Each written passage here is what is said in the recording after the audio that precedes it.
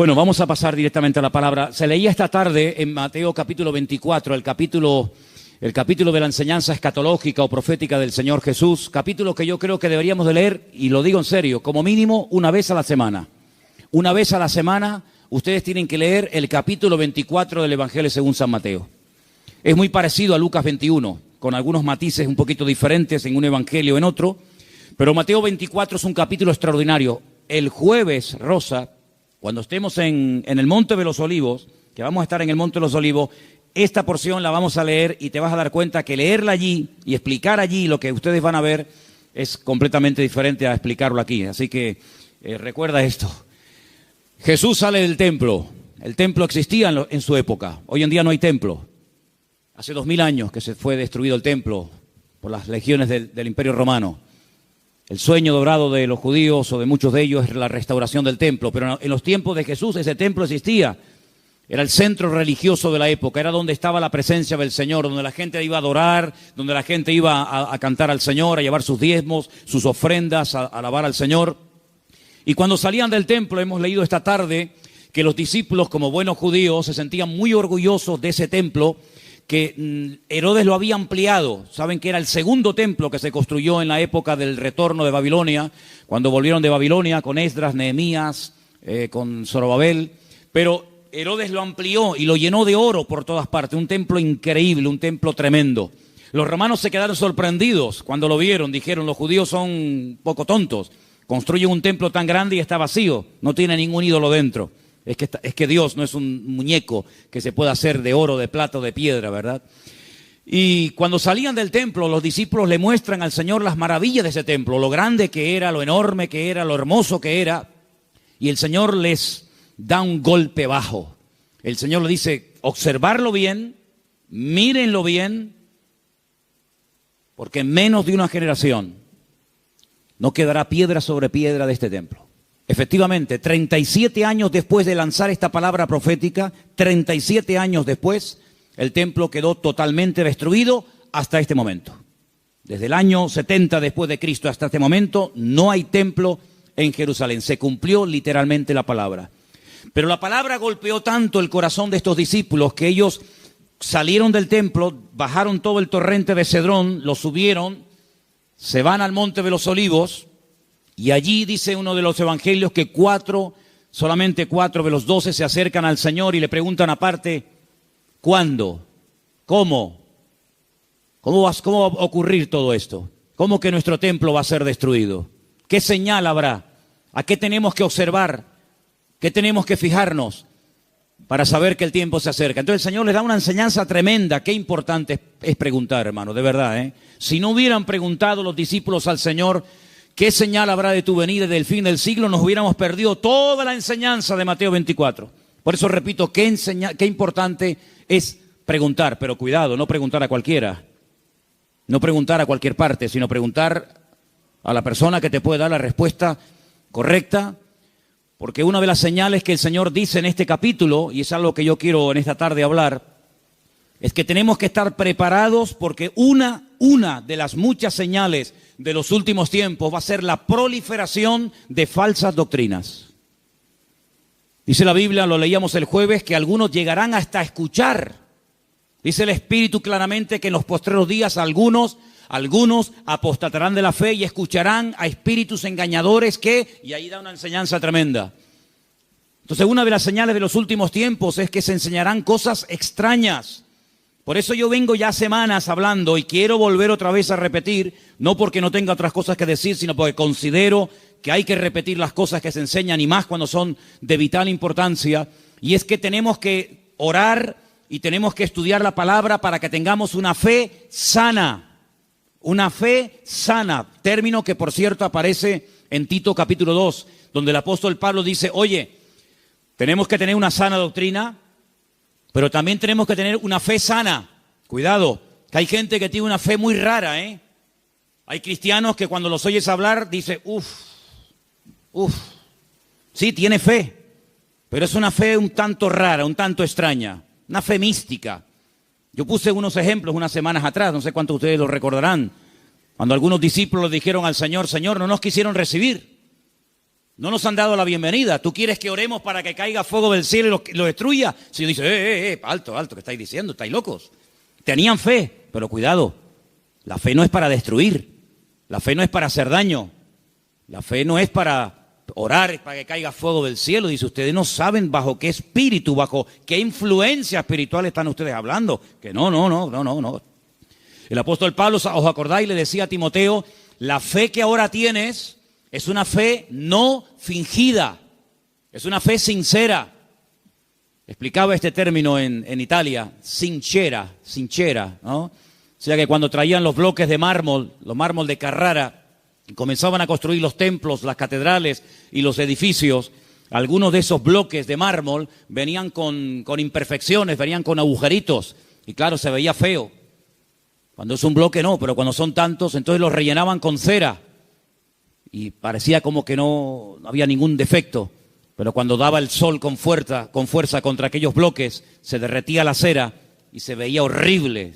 Decían, manden bloques sin cera, manden bloques sin cera, para que después cuando salga el sol no se quede esto de una forma tan fea y de tan mal aspecto, ¿no? Entonces el apóstol Pablo decía a Timoteo, la fe que tienes no es una fe fingida, no es una fe de máscara, como dice otras versiones, es una fe que primeramente habitó en tu abuela Loida, y después la tuvo tu madre, Eunice, y ahora la tienes tú. Entonces tenemos que preguntarnos de vez en cuando, ¿en qué estamos basando nuestra fe? ¿En emociones? ¿En sentimientos? ¿En sueños? ¿En experiencias? ¿O en la palabra de Dios? Yo me quedo sorprendido, muy sorprendido, porque de toda la vida hemos sido conocidos como el pueblo del libro. El pueblo del libro. Yo me acuerdo que un sacerdote en el huerto de Getsemaní, que es un sacerdote sevillano, cuando me vio con la Biblia bajo el brazo, me dice, tú eres de los evangélicos, ¿no? Porque ustedes siempre están con la Biblia en la mano. A mí me echó un piropo tremendo. Si pensaba que me iba a ofender, es todo lo contrario. Efectivamente, hemos sido conocidos y hay de nosotros que nos dejen de conocer por dejar de utilizar el libro, las Sagradas Escrituras, ¿verdad? Pero hay un desapego últimamente tremendo. Claro, se ha metido la gente en el mundo del internet y se ha metido en los cultos a distancia y se ha metido por aquí y por allá, que han entrado en las iglesias cosas pero muy, muy raras, muy extrañas. El jueves les conté algunas cosas que he visto ahora. He visto allí en Milán, donde he estado ahora mismo. Creyentes que están asustados, creyentes que si la maldición, que si... Pero vamos a ver, hermanos, pero dice la Biblia que somos más que vencedores, que mayor es el que está en nosotros que el que viene contra nosotros. Creyentes que solamente desde que Yo conocí ahora un matrimonio de hermanos de Ecuador que llevaban más de 10 años en esa congregación y dice, hermano, nos ha impactado mucho cómo usted la palabra. Y le digo, bueno, es que yo predico de la palabra. Y dice, es que yo hace años que no escucho un mensaje de la palabra. Digo, bueno, ¿y usted qué escucha entonces? Pues dinero, pide, y dame. Digo, pero eso no es evangelio. Eso no es el evangelio. Yo no sé de dónde se han sacado esas enseñanzas. Hay predicadores que solamente tienen un tema monográfico, solamente saben pedir y no hablan de Cristo, no hablan del amor, no hablan del infierno, no hablan de la ira de Dios, no hablan del cielo, no hablan de la salvación. No, solamente tienen una obsesión y claro, prosperan, pero ellos, los demás no, solamente prosperan ellos. Y se autofinancian con su don y se pegan la gran vida asustando y manipulando y tergiversando la Escritura. Y esto hay que denunciarlo, ya está bien de hacer el tonto, ya está bien de decir, bueno, es que son siervos de Dios. No son siervos de Dios, ellos se llaman siervos de Dios, pero la mayoría de ellos utilizan el púlpito para pegarse la gran vida y lo último que hacen es predicar la palabra, cosa que deberían de haber hecho siempre toda su vida. Y una de las cosas que tenemos que tener bien claro en los últimos tiempos es que van a proliferar falsas enseñanzas y falsas doctrinas. Y los sobreénfasis, qué peligrosos son los sobreénfasis, hermano. Déjeme que me explique.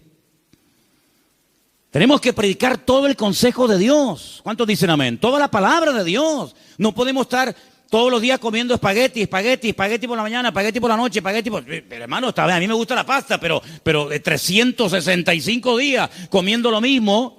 Pues cuánta gente, hermanos, solamente saben un tema y lo sacan de ese tema y no saben nada. Que si el dinero, que si las profecías. ¿Sabe cuánta gente, hermano, van a las congregaciones para que alguien ore por usted y le den una palabra y le den una profecía? Mire, me leí hace unos días la biografía de la señora White. Madre mía, pero es un disparate. Una señora que dice que llegó a tener 2000 visiones y sueños proféticos. 2000. Y cuando murió, dejó más de 70 libros. Los disparates que esa señora enseñó. Claro, le dan un sobreénfasis a qué, al día de reposo, sí, pero es que espérate un momento, es que la Biblia no solamente el día de reposo, hay otras muchas cosas. Si te crees que porque guardas esto y no cumples con todo lo demás, te vas a salvar, te equivocas, amigo. Es como las iglesias que están todo el día hablan lengua, y venga a hablar en lengua, y venga profecía, y venga a hablar en lengua, pero hijo, vamos a ver. El apóstol Pablo decía, y si alguien entra en una iglesia y ve a todo el mundo hablando en lengua, ¿qué van a decir? A ver, dígalo usted, ¿usted qué diría? ¿Que están locos? Pero ¿cuántas iglesias son así? ¿Cuántas iglesias son así que parecen locos? Yo fui hace muchos años a una congregación en Las Palmas y bueno, yo estaba predicando y en medio de la predicación se levantaba la gente, se caían ahí al suelo y empezaban a gritar y a revolcarse y yo decía, ¿qué le pasa a esta gente? Entonces yo miré al pastor que estaba allí y le digo, ¿qué le pasa? Dice, no, es el poder de Dios. Digo, ¿cómo es el poder de Dios? Pues si está haciendo el perro. Estaba haciendo el perro. Y el otro en la esquina poniendo un huevo. Digo, ¿pero qué poder de Dios? La Biblia dice en Romanos 12 que el Señor es nuestro culto racional. Por favor, que parece, damos una imagen, nosotros no, gracias a Dios, pero ¿cuántas iglesias dan una imagen al mundo de que son locos? Y ya está bien, hermano, de callarnos, y ya está bien de decir, bueno, son así, no, son barbaridades que avergüenzan al evangelio. Y tenemos que denunciarlo porque el que sabe hacer lo bueno y no lo hace es copartícipe con eso. No les contaba el jueves que acabo de conocer ahora a un pastor en Milán que se tira en la plataforma cuando llega el momento de la ofrenda y le dice a la gente que lo tienen que tapar con dinero. ¿Pero cómo? Sí. Él dice, no, mira, aquí todavía se me ve algo de tela, tienen que tapármelo. Increíble. Un pastor que la congregación un día le regaló un coche, cogieron una ofrenda en la congregación, le regalan un coche al pastor y a los 2 días se sube al púlpito y dice, hermano, Dios me ha dicho, mentira, Dios no dijo nada, eso es falso, pero él dice, Dios me ha dicho que este no era el coche que ustedes tenían que regalarme, era uno más grande y superior. Y la gente tan tonta va, lo cambian y le compra uno más grande. Y yo le decía, pero ¿ustedes qué hacen allá adentro? ¿Por qué no se le va a hablar, salgan corriendo? Eso no es iglesia, eso no es nada, eso es un circo.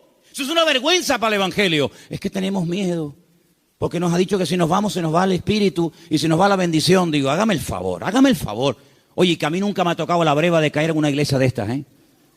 A mí nunca me ha tocado una breva de estas. Siempre, de verdad, a mí me toca una iglesia de estas y es que me voy al Antiguo Testamento con la espada y el arco. Increíble, hermanos. Entonces tenemos que retornar a la palabra de Dios es nuestra base. No podemos entrar en locuras, en disparate. Todo lo que usted pueda pensar, soñar, sentir o lo que sea, si no va de acuerdo 100% con la palabra, no es de Dios. La palabra de Dios es la base, es el fundamento de nuestra fe. Y no necesitamos nada más que la palabra y nuestra experiencia, nuestra relación con el Señor. Yo creo que algunas personas no han terminado de descubrir lo que significa enamorarse del Señor y enamorarse de la palabra. Por eso buscan fuera, porque cuando un hombre está enamorado de su mujer no tiene que buscar otra. Y cuando una mujer está enamorada de su marido, no se le van los ojos detrás de otro. Cuando usted está enamorado de Cristo, no le tienta nada ni nadie, porque usted sabe en quién ha creído. Y a mí me da la impresión de que hay mucha gente hoy en día en las iglesias que son religiosos, pero no han nacido de nuevo, porque la persona que nace de nuevo no hace estas barbaridades, porque ofende al Señor. O no conocemos la historia de este joven llamado José, un hombre que nunca fue a un culto. José nunca fue a ningún culto. José nunca leyó la Biblia. Pero José un día tuvo un momento en el que fue tentado y él dijo, yo no puedo hacer esto porque pecaré contra mi Dios. Y uno dice, pero ¿cómo sabía este hombre que eso era pecado? Porque él tenía comunión con el Señor. Y cuando una persona tiene comunión con el Señor y conoce al Señor, sabe lo que le agrada y lo que no le agrada al Señor, aunque no lo hayas leído. Porque el Espíritu Santo que mora en ti te da testimonio de que eso es o no es la voluntad del Señor. ¿Cuántos dicen amén? Entonces hay que retornar a la Biblia, hermanos. Claro, hay gente que se atiborra de libros y venga libros. Hermano, este es el libro que Dios nos ha dado. Escudriñar las Escrituras, dice la Biblia, porque ellas son las que dan testimonio de mí. Y mire, hermano, yo antes de irme para Italia les comentaba de aquellos 10 leprosos, ¿acordáis? Aquellos 10 hombres que bajaron de las montañas porque tenían fe, pero momento. Yo les dije a ustedes y espero que no hayan olvidado esa enseñanza, porque para mí es de vital importancia. Ellos tenían fe. por eso bajaron de la montaña.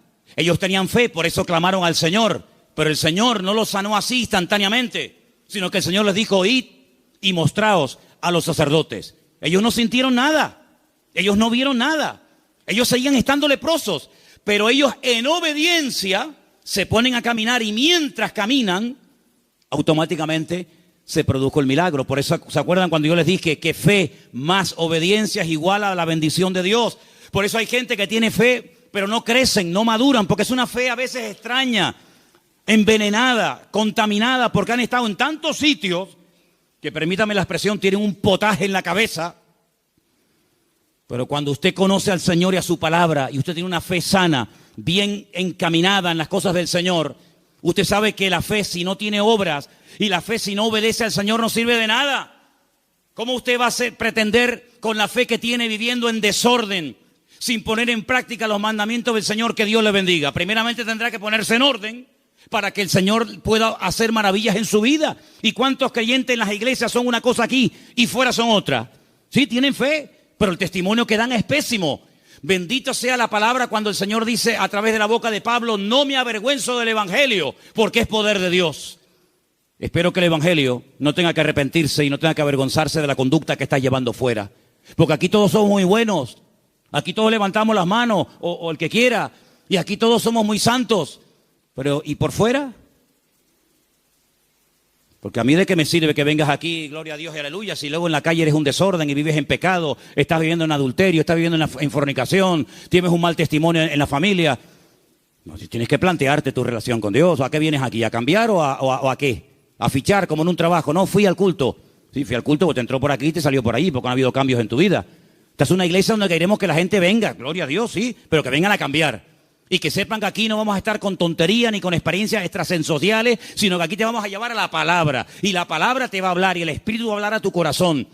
Y en cuanto veamos cosas extrañas que no son de Dios, pues te las tendremos que decir.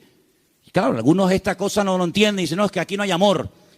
Bueno, si usted entiende el amor, que le vamos a decir lo que usted quiere oír, evidentemente aquí no lo va a encontrar. Aquí le vamos a decir lo que dice la palabra. Y los que estamos, los que vienen, se adaptan a lo que hay, y si no, pues que el Señor le bendiga y que le lleve a otra iglesia.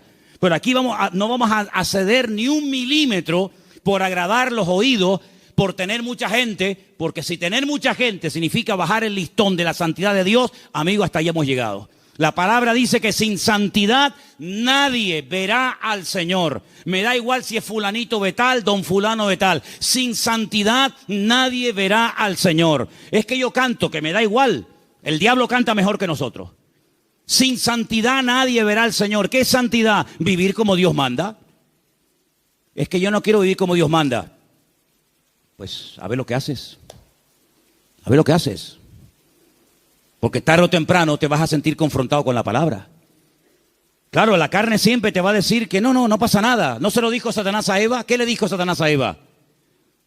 ¿Por qué no comes? Y dice, porque Dios me ha dicho que si como muero. ¿Y qué le dijo Satanás? No, que eso no es así. Tú no vas a morir, come para que veas. Y le creyó al diablo. ¿Y cuántas veces creemos que Dios está equivocado, que es injusto con nosotros, cuando la palabra del Señor nos dice que en los últimos tiempos el enemigo va a ser tan sutil que muchas veces le va a permitir a la gente tener esa falsa seguridad de creer que estoy en desorden y en pecado, pero Dios me va a bendecir igual? No, mi amigo. Las consecuencias tarde o temprano de una vida en desorden son terribles, porque la paga del pecado ha sido y es y será siempre la muerte. ¿Cuántos dicen amén? Hay tres cosas que tenemos que tener claro a estas alturas. Primero, ¿a qué nos ha llamado el Señor? ¿A qué nos ha llamado el Señor? ¿Tú sabes la tranquilidad que tú tienes en tu corazón cuando tú sabes a lo que te ha llamado y a lo que no te ha llamado el Señor? No tienes que estar imitando a nadie. No tienes que viajar por el mundo entero buscando el sistema, el método en Colombia, en Venezuela, en Cuba, en Puerto Rico, en Toronto. Yo no tengo que ir a ninguna parte. Lo que dice la Biblia, entra en tu aposento y tu Padre que te ve en lo secreto te recompensará en público. Claro, es más fácil coger un avión y irte a Corea a ver lo que hacen los coreanos. Es mucho más fácil coger un avión y pagarte el pasaje como Jonás, que prefería pagar el pasaje, ¿verdad? Y mantener la rebeldía que dar marcha atrás. Es mucho más fácil coger un avión y decir, a ver, una iglesia que esté creciendo mucho, a Nigeria, ahí nos vamos todos. Ahora a Pensacola, ahora a Toronto, ahora... Hermanos, a donde tenemos que ir, dice el Señor, venid a mí, los trabajados y cargados, que yo os haré descansar. ¿Cuántos dicen amén? Entonces, tener claro a lo que nos ha llamado el Señor y a lo que no nos ha llamado. No hay una iglesia 100% completa. Yo les digo, esta iglesia no es completa. Tenemos muchas carencias. No somos una iglesia fuerte en misiones. No tenemos misioneros ahora mismo en el mundo. Tenemos un montón de carencias. Pero creemos que hay un área en la que el Señor nos puede utilizar. Pero hermanos, hay congregaciones que pretenden hacerlo todo. Lo entienden todo, lo saben todo.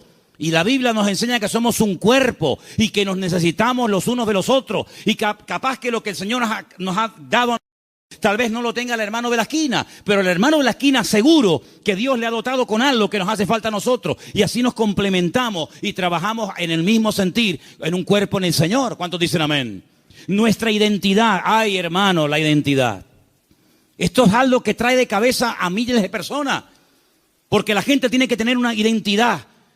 Y si no la encuentran en la casa, la va a encontrar en el fútbol. Y si no, en cualquier otro lado. ¿Nuestra identidad? ¿De dónde viene nuestra identidad? Nuestra identidad viene de Cristo.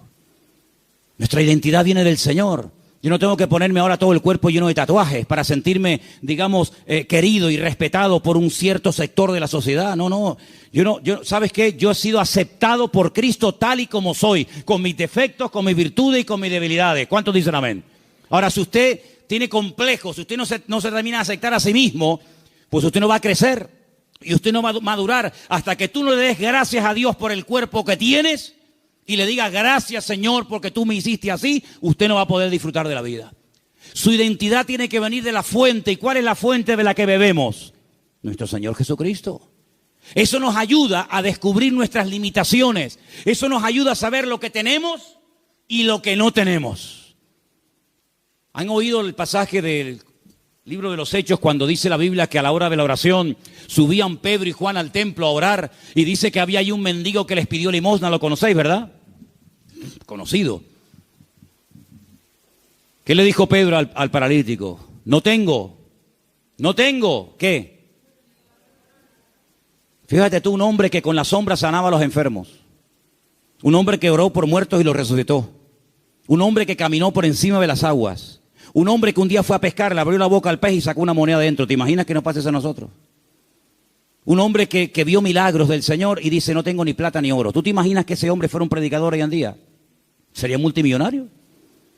Si muchos son unos mequetrefes que no saben ni hablar en público y viven a cuerpo de rey, tú imagínate un predicador hoy en día que tuviera el currículum que tenía Pedro. Sería algo increíble. Pedro dijo, no tengo ni plata ni oro, pero tengo algo que ni con todo el oro del mundo puedes comprar. Y le dijo al hombre con toda la autoridad, porque sabía lo que tenía. Porque cuando uno sabe lo que tiene, se mueve con autoridad. Y cuando no sabes que tienes eso, pues mejor estate quieto. En el nombre de Jesucristo, levántate y camina. Y el Señor hizo un milagro tremendo. Entonces las iglesias, los creyentes hoy en día, tenemos que saber a lo que Dios nos ha llamado. Tenemos que saber lo que tenemos y lo que no tenemos. Y darle gracias al Señor, porque Dios con nosotros ha sido tremendamente fiel. Y a unos le da 30, a otros le da 60, a otros le da 100. Y cada uno tiene que saber moverse en el área donde Dios lo ha puesto. ¿Cuántos dicen amén? Pero no escondas, como decía Pierre hace un rato, no escondas el talento bajo tierra. Porque hay gente que a lo mejor tiene un talento, pero no lo usan. Y yo conozco muchos creyentes que no están usando lo que Dios les ha dado. No lo están usando. Están más preocupados en conseguir un buen trabajo que en servir a Dios. Están más preocupados en pagar lo que deben que decir, Señor, yo todavía no sé el don que tengo. Si yo me pusiera a preguntarle a muchos creyentes hoy en día, ¿cuál es el don que Dios le dio a usted? ¿Cuál es el don que Dios le dio a usted? Muchos dirían, no lo sé. Y llevan toda la vida en la iglesia. Entonces, en estos años, ¿qué has hecho? Porque si no sabes a lo que Dios te ha llamado, si no sabes cuál es el don que tienes, la pregunta es, ¿usted qué ha hecho en los 10 años que lleva en el culto? ¿Qué es lo que usted ha hecho? Queridos hermanos, es el tiempo de que le preguntemos honestamente al Señor, y está el año a punto de terminar, Señor, ¿en qué área tú quieres utilizar mi vida? Porque el Señor tiene grandes sorpresas para todos y para cada uno de nosotros. ¿Cuántos dicen amén? Ahora, hermano, escúcheme una cosa. Dios quiere que crezcamos en todas las áreas. Como dije antes, el sobreenfatizar algo, el crecer demasiado en un área, olvidándonos de otras, lo que produce son monstruos. Hay gente que le da un énfasis tremendo a la oración. Y claro, la oración es muy importante, hay que orar, claro que sí. Pero no tienen ni papa, no tienen ni idea de la Biblia. Por otra parte, hay gente que está todo el día con la Biblia, leyendo, memorizando y estudiando, pero nunca oran. Luego, tenemos que crecer con un equilibrio, de tal manera que no seamos como un monstruo que crece mucho en un área, pero nada en otro área. Y tenemos que dedicarle tiempo al Señor a decir, Señor, yo quiero crecer espíritu, alma y cuerpo, como dice la palabra. ¿Cuál fue el último libro que leíste? Sin contar la Biblia. ¿Cuál fue el último libro que leíste? Hay cristianos que no leen nada. Hay cristianos que no leen nunca nada. ¿Y cómo van ustedes a contactar? ¿Y cómo van ustedes a evangelizar? ¿Y cómo van ustedes a dialogar con personas del mundo que no leen la Biblia, sino que leen y están preocupados con otras cosas? Si tú no estás puesto en lo que el mundo habla y comenta, ¿cómo vamos a alcanzarlos si no saben ni por dónde empieza una conversación, ni por dónde termina? Hay gente que no trabaja, ni estudia, ni hacen nada. Y son las víctimas y son las personas más propensas a caer en desánimo, en depresión y en pecado. Una vez leí un refrán, no es bíblico, pero decía algo así como: Satanás busca a una persona desocupada para darle una ocupación. Grandes hombres de Dios a lo largo de la historia no cayeron en el campo de batalla mientras servían al Señor. Grandes personajes de la historia no cayeron cuando estaban activos sirviendo al Señor, sino en tiempos de ociosidad, cuando se aburrían, cuando no tenían otra cosa que hacer, porque para pecar hace falta tener tiempo. Por lo tanto, no desperdicien el tiempo, hermano, pídanle al Señor, Señor, ayúdame a utilizar el tiempo. Si tienes tiempo libre, ponte a orar, congrégate, busca un libro, un buen libro para estudiar, para servir al Señor, para prepararte, pero no estés todo el santo día sin hacer nada, porque eso tarde o temprano se va a volver en tu contra y te va a crear grandes problemas. Quiero también comentar algo que para mí es de vital importancia. Hay gente que por la timidez, por el temor, por el miedo al qué dirán, no terminan nunca de dar el paso. Y déjame que te diga que hay una mujer en la Biblia que tenía un tesoro increíble, lo quería consagrar, lo quería entregar al Señor, pero no fue de utilidad su tesoro, no fue de bendición lo que ella tenía, hasta que rompió el vaso de alabastro y ungió con ese perfume al Señor, y dice que toda la casa se llenó del olor del perfume. ¿Cuánto tiempo hace que no caes quebrantado en la presencia del Señor? Hay gente que tiene los ojos muy secos, hace tiempo que no lloran, que no se quebrantan en la presencia del Señor. Viven secos como palos, como aquel valle de huesos secos, que dice que eran muchos, pero estaban secos, no había vida, no había espíritu en ellos. Y le dice el Señor a través del profeta Ezequiel: profetízale a los huesos, háblales a los huesos. Dice que cuando entró el Espíritu de Dios en ellos, se convirtieron en un gran ejército. No seas un hueso seco en un culto, no seas un hueso seco, escucha que te escucha, pero nunca compartes la bendición, nunca abres tu corazón a otras personas que están igual o peor que tú en un momento determinado. Pídele al Señor antes de que finalice el año, que está ya, como quien dice, a la vuelta de la esquina, poder ganar almas a los pies de Cristo. ¿Cuál fue la última persona que ganaste para Cristo? Yo estoy seguro, no lo voy a preguntar, porque no quiero que te sientas mal. Bueno, sí quiero que te sientas mal. Sí. No, que si no sería falso. Sí quiero que te sientas mal. ¿Cuántas almas has ganado para el Señor en este año? ¿10? ¿5? ¿1? No has ganado a nadie este año. Si yo no gano ni un alma para Cristo en un año, yo me muero. Le diría al Señor: Señor, llévame contigo. Ya mi ministerio se secó. Ya se secó. ¿Sabe lo que pasar 365 días? Viajar, comprar, ir de vacaciones, disfrutar de la vida, de lo que tienes, trabajar, estudiar y no ganar ni un alma para Cristo. Eso se llama esterilidad, amigo. ¿Y cuántos creyentes son estériles? ¿Cuántos creyentes son estériles? No han tenido el privilegio de llevar ni a uno en 365 días a los pies de Cristo. ¿Cuántas Biblias has repartido este año? ¿50? ¿25? ¿10? ¿Ninguna? ¿Cuántos folletos has repartido este año para invitar a alguien a un culto? Hablarle del Señor. Esa es nuestra realidad. Esa es la realidad del pueblo de Dios. Por eso cuando me dicen, hermano, ¿por qué hoy en día no hay tantos milagros como hace 2000 años? Que es normal. Porque el nivel de consagración y de compromiso del creyente del siglo XXI no tiene nada que ver con el creyente de los primeros siglos de la era cristiana. Aquella gente vivía para y por Cristo. Estaban obsesionados con el Señor. Hoy en día es muy, muy, muy difícil encontrar a uno en una iglesia que tenga las ideas claras, que dedique tiempo a la semana, 1 hora a la semana, un par de horas a la semana, para decir, ahora no voy a trabajar, no voy a ni móviles, ni internet, ni nada, sino voy a salir a la calle a ver si el Señor me pone a alguien en el camino, voy a evangelizar a un chico en el parque, a una señora que esté por ahí caminando. Es muy difícil encontrar a jóvenes, incluso hoy en día, obsesionados por Cristo. Yo le decía hace poco a un pastor, en mi época, cuando yo me convertí al Señor, todos los jóvenes en mi iglesia solamente queríamos una cosa, ir a la escuela bíblica, prepararnos y servir al Señor. Esa era la obsesión. Llegamos a ser hasta criticados. Algunos de la congregación decían, pero ¿ahora qué pasa? ¿Que todo el mundo se quiere ir al seminario y prepararse para servir al Señor? Hasta recibimos crítica en aquellos tiempos. Y en aquellos años surgieron un montón de pastores que hasta el día de hoy, son los que están.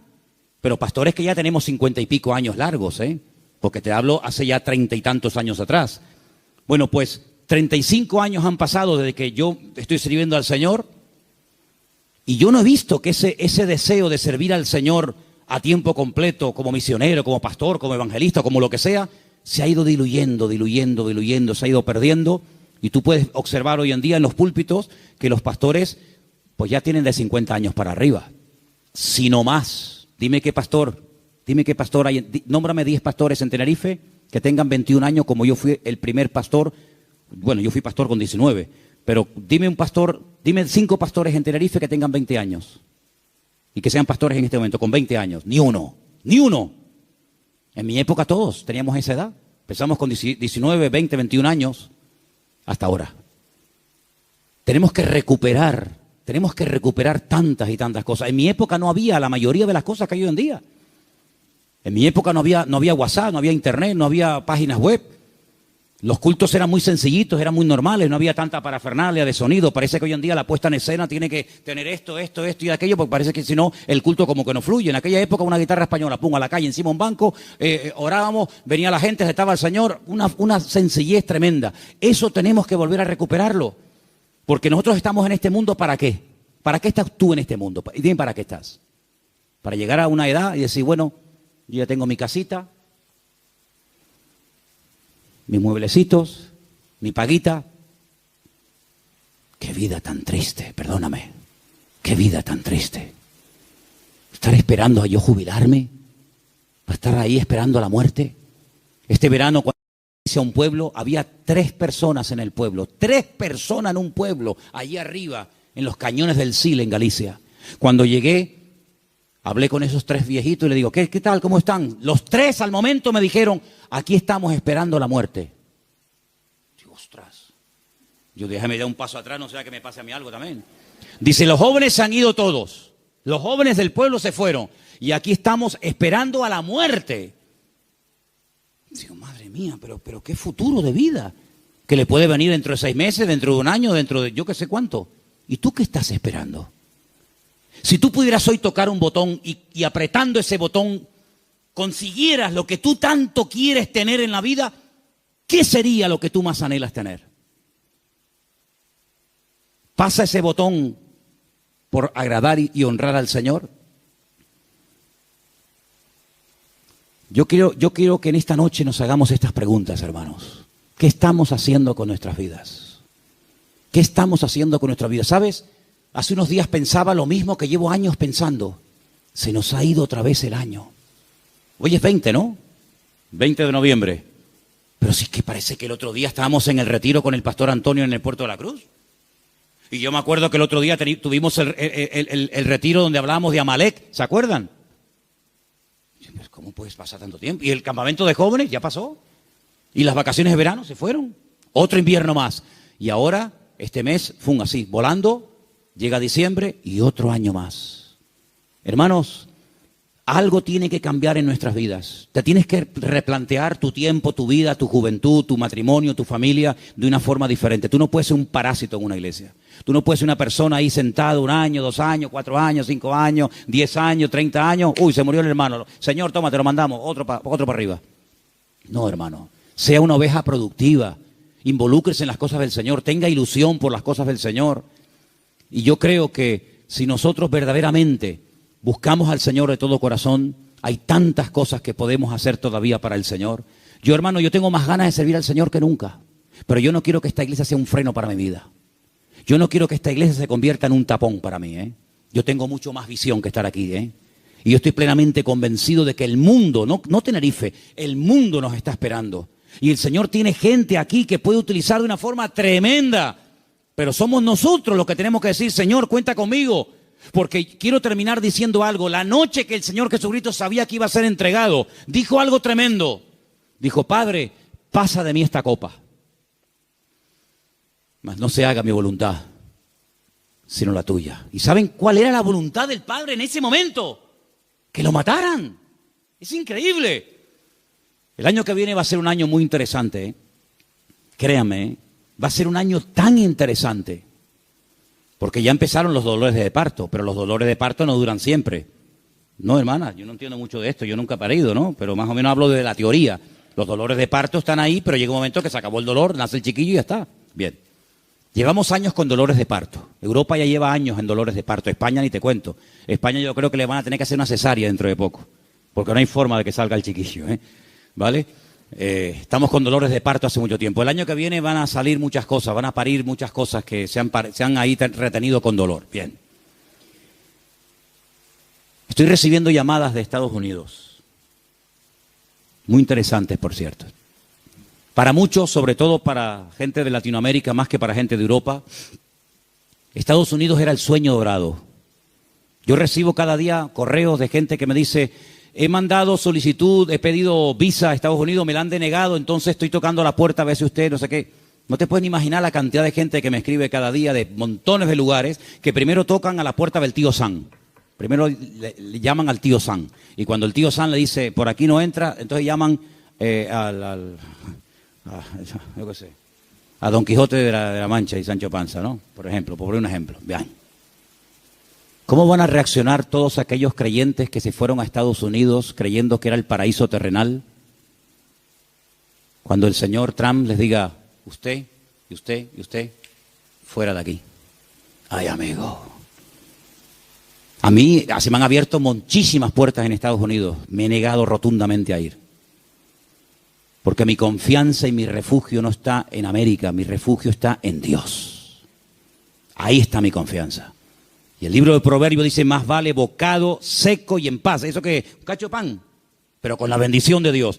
¿Se puede tener un trozo de pan con la bendición de Dios? Sí, claro. ¿Y se puede tener abundancia sin la bendición de Dios? Tan claro, por supuesto. ¿Qué te crees? ¿Que toda abundancia viene del cielo? Ay, amigo. ¿La bendición que es solamente tener o la bendición pasa por ser? Cuidado con eso. ¿Cómo van a reaccionar tantos y tantos que se fueron a América creyendo que aquello era el paraíso terrenal, que ya por fin el sueño dorado se había cumplido y que ahora le digan, vuélvanse a su tierra? Ay, amigo. Ha llegado el momento, hermanos, si no lo veis, lo vais a terminar viendo y entendiendo. Ha llegado el momento que todos los creyentes del mundo, en el único en el que nos vamos a poder refugiar, como siempre ha tenido que ser así, pero parece que se ha olvidado, es en el Señor nuestro Dios. Él es nuestro pronto auxilio en las tribulaciones. Me llaman hermanos de Estados Unidos, ya han empezado las pintadas en iglesias evangélicas de hispanos diciéndole, váyanse a su tierra. No te puedes ni imaginar cuántas. Claro, eso no sale en las televisiones. Incluso persiguiendo ya a algunos judíos. Fíjate tú, el país del mundo donde más judíos hay, más que en Israel, es en Estados Unidos. Y ya muchas sinagogas están vendiendo en Nueva York, en New Jersey, en muchos lugares, porque ya están metiéndose con los mismos judíos. Pero es que todo eso está profetizado, hermanos. Todo eso está escrito. Que cada uno tendrá que volver a su lugar de origen. Y allí el Señor va a entrar en juicio con cada uno de nosotros. Así que el único escondedero, el único refugio va a estar en nuestro Dios. Nuestro refugio es el Señor Dios Todopoderoso. no es un país, no es una nación. Mire, si usted consigue aquí el mejor trabajo del mundo y gana miles de euros, pero usted no tiene la bendición de Dios sobre su vida, lo que usted tiene se va a volver en su contra. Porque he conocido a muchas personas que lo que buscan es una salida económica, un bienestar material, pero usted lo que tiene que buscar es la voluntad de Dios. Porque teniendo la voluntad del Señor, estemos donde estemos, el Señor está a nuestro lado. Ahora, si usted cree que el Dios de Estados Unidos es más grande que el de Garcilaso de la Vega, coja el pasaje y váyase mañana sin falta. Pero el Dios de allá es el Dios de acá y es el Dios en todas partes. Y Él es galardonador de los que le buscan. Nuestra confianza no está en los países, no está en los gobiernos. Nuestra confianza está única y exclusivamente en nuestro Dios. En el Dios que nunca nos ha fallado, el Dios que ha dicho estaré contigo todos los días hasta el fin del mundo, y el Dios que nos va a enseñar a vivir por fe. Nos va a enseñar a vivir por fe. Ya nos está enseñando hace años el Señor, por lo menos a nosotros, a vivir y depender solamente por fe del Señor. Porque yo creo que esa es la vida que el Señor tiene diseñada para todos y para cada uno de nosotros. Ahora, si usted quiere ser un señorito en el reino de Dios, amigo, si tú quieres ser un señorito, y no remangarte nunca las manos y poner tu mano en el arado, servir al Señor, hermanos, las lecciones se aprenden por las buenas o se aprenden por la humillación. Y yo creo que el Señor hace mucho tiempo nos está hablando a todos y a cada uno de nosotros. No se afanen tanto, no se afanen tanto. Inviertan más tiempo en la oración, inviertan más tiempo estudiando la palabra. Hay algunos de ustedes que no tienen tiempo ni para orar. Algunos me han dicho en alguna ocasión, ay, es que yo voy a la cama tan rendido que hago, Señor, bendito sea tu nombre. Amén. No, duermen en paz, la verdad es que duermen en paz, pero hermano querido, busque a Dios, busque a Dios. Hay mucho camino por recorrer, muchas cosas por hacer. Usted no puede dedicar más tiempo a lo material que a lo espiritual. Por favor, estamos invirtiendo el orden. Si usted dedica más tiempo a lo material que a lo espiritual, aquí está fallando algo. Yo creo que el Señor nos está llevando a un punto, y el año que viene va a ser un año muy, muy importante en la historia de la iglesia, en todas partes del mundo, y el Señor nos está llevando a un compromiso, a una entrega, a una seriedad. Muchos no aguantarán la prueba, yo también se lo digo de paso, hay algunos que están aquí que el año que viene no podrán estar más. Porque no aguantarán la prueba, porque la Biblia nos enseña que los últimos tiempos van a ser tiempos peligrosos, tiempos difíciles. Pero si usted aguanta y se agarra al Señor, el Señor le va a bendecir. Y usted va a ver la gloria del Señor en su vida. Pero no busque salidas fáciles. Busque al Señor y lo que el Señor le diga, ni más ni menos, es lo que usted tiene que hacer. ¿Cuántos dicen amén? Vamos a orar, hermanos, por favor. Cierre sus ojos ahí donde está. Plantéese esto seriamente, por favor. Plantéese esto seriamente delante del Señor. ¿Qué estoy haciendo con mi vida? ¿Qué estoy haciendo con la vida de mi familia? ¿A dónde los estoy llevando? ¿A qué se están dedicando? ¿Cuáles son las prioridades, los objetivos, las metas en nuestra casa? Tener, trabajar, comprar, trabajar. Hermanos, que somos hijos de Dios, que no somos gente del mundo como los gentiles, que dice que se afanan y pelean por esas cosas. Dice la Biblia que nuestra búsqueda tiene que ser diferente. Que el Señor nos indica que tenemos que buscar primeramente el reino de Dios y su justicia. Y muchas de las cosas que vendrán por añadidura, dice la Biblia. Créame, vendrán. Claro, hay gente que nunca ha visto que le viene por la añadidura porque no buscas el reino de Dios. Entonces, como no buscas, tienes que buscar tú la añadidura. Pero ha llegado el momento en el que el Señor nos está mostrando que tenemos que doblar la guardia, que vienen tiempos difíciles. Hermanos, les digo algo, se lo dije el jueves con todo respeto.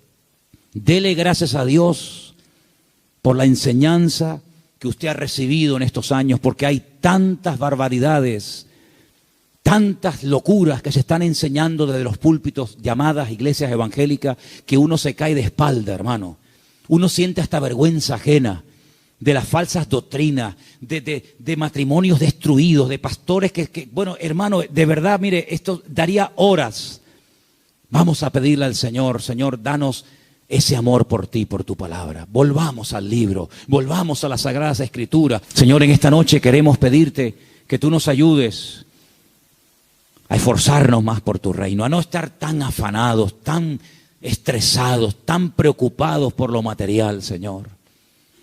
Señor, tú nos has enseñado un modelo de vida diferente. Tú nos has enseñado a depender de ti. Tú nos has enseñado, Señor, a creer en tus promesas, en tu bendita palabra. Y yo te pido, Señor, en el nombre bendito de Jesús, que nos ayudes a aprender las cosas de buena manera, a ser adoradores en espíritu y en verdad, a ser estudiantes serios de tu palabra, Dios mío, que no nos atraigan las cosas de este mundo.